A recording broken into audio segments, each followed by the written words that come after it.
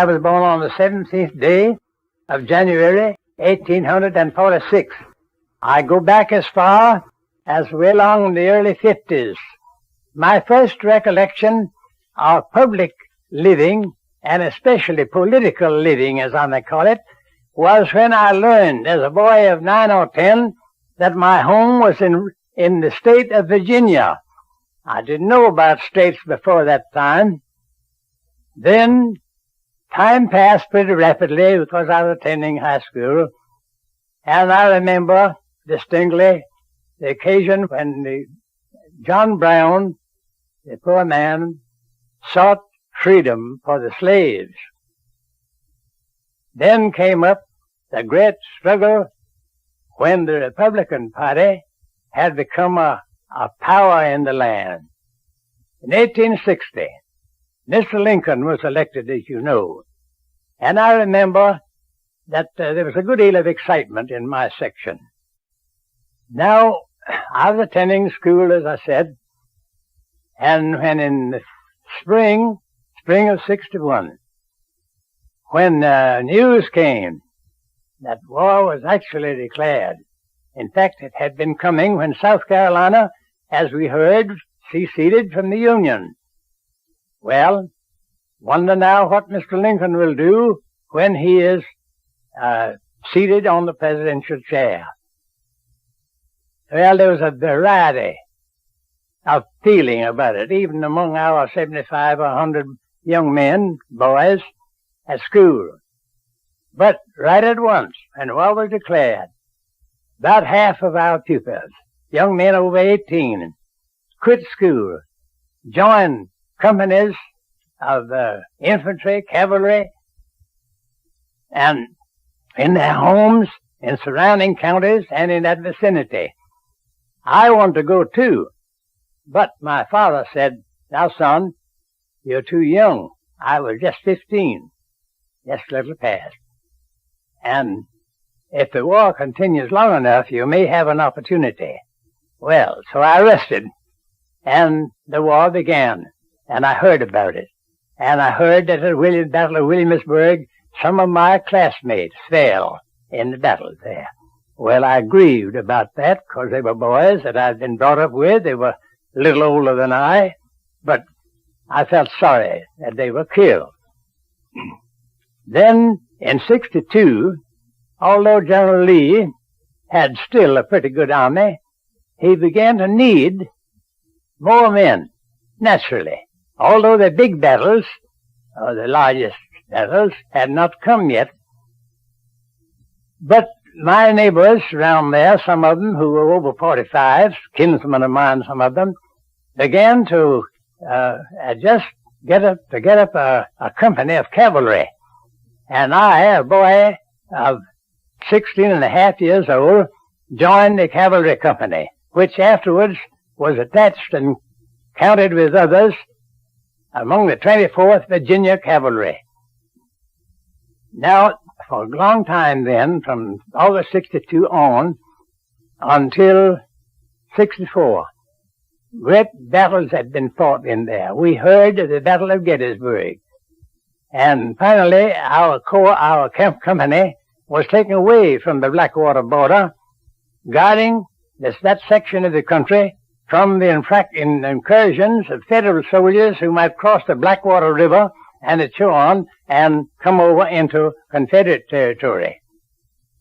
We were taken in the spring of 64, our regiment was, in the neighborhood of Petersburg.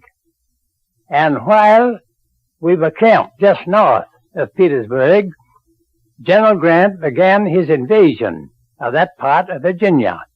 We heard about it, and I remember very distinctly one morning we heard that General Lee had crossed the James up north and was coming down the Turnpike Road in the direction of Petersburg, just near us. And the next morning, happening to look while I was on guard, across the James River, there we saw long lines of blue, the infantry of the Army and United States flags on the other side of the James, coming down to beyond the mouth of the Appomattox River that flows into the James in order to cross on the pontoon bridges and thus begin the invasion of that part of Virginia and in the siege of Petersburg.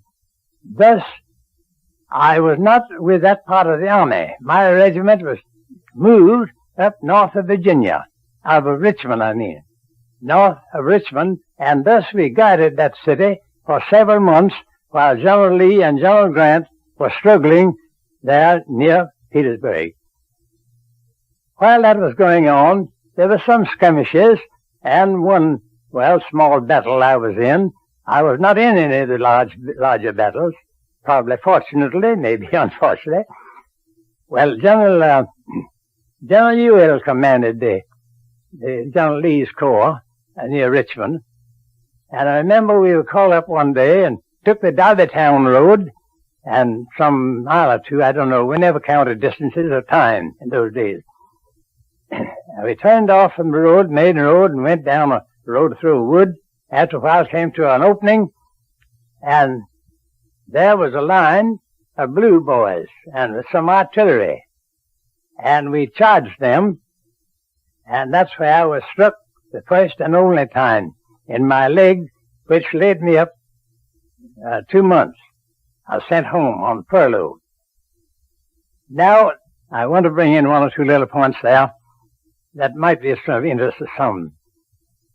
We were around Richmond, my regiment was, all the time then, on doing little of nothing, while that war was still going on.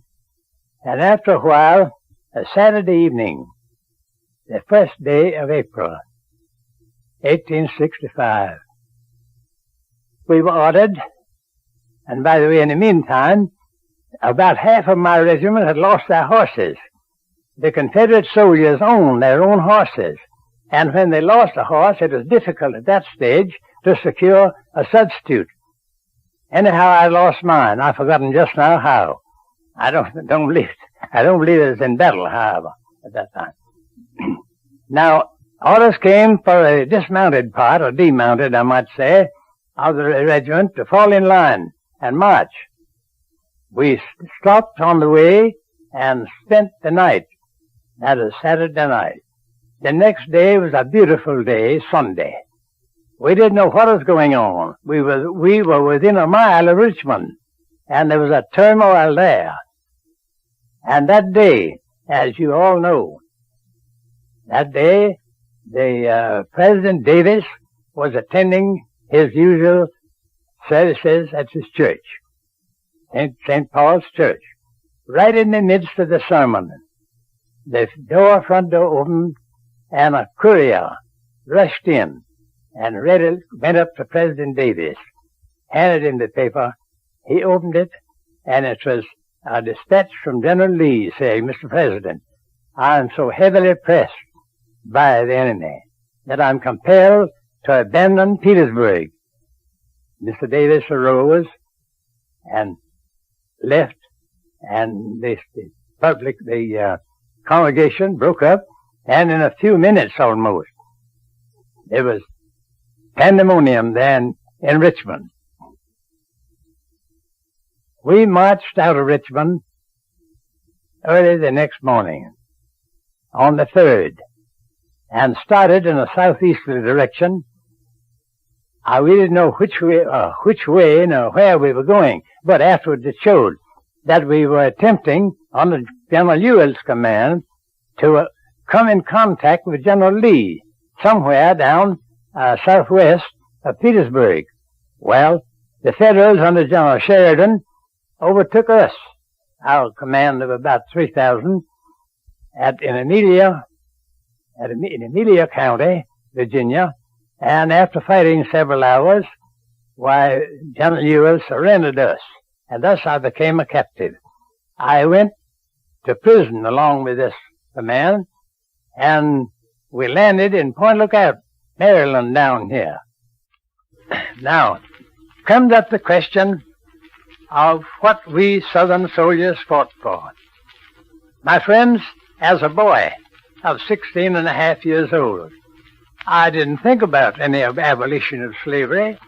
My mind wasn't developed enough to take in what the politicians had in mind, and hence there was no trouble as to the freedom of the slaves.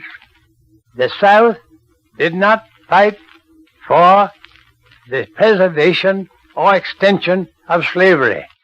My friends, it was a great curse on this country that we had slavery, and I thank God that I did not bring up my boys and girls under a system of slavery under which I was brought under. What did you boys fight for then? Here's what great many people do not know. That as a young man that way I couldn't understand it fully. But I look back now and see my part in it and saw what we struggled for. And that was for states' rights. For states' rights. And as great many of you know, immediately after the war, the rights of the various states, well, especially in the South, were very much curtailed, if I may use that word. And since then, I have noticed, you let things come up that encroach on the ordinary states' rights, which we have preserved, and we find that the North, the boys that wore the blue, are with us in preservation of the states' rights.